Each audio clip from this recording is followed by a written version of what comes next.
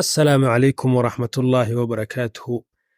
Beri baa waxaa la sheegay in laba nin oo saaxiibo ah ay lugaynayeen waddada xeebta u dhow.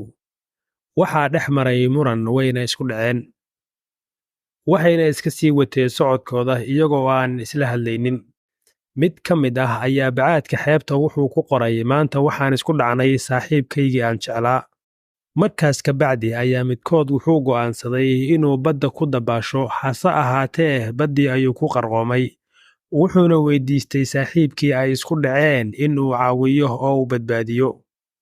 Markaasaa saaxiibkii u soo gurmaday oo naftiisa badbaadiyey. Markaasuu dhagax weyn oo xeebta badda yaallay wuxuu ku qoray saaxiibkaygii ugu weynaa ayaa naftayda badbaadiyey maanta.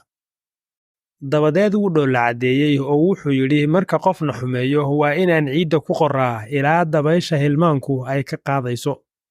Laakiin marka uu qof wanaag noo sameeyo waa in aan ku xaragnaa dhagaxa. Si aynan weligeen u ilaawin dabayshuna aanay weligeed u tirtirin.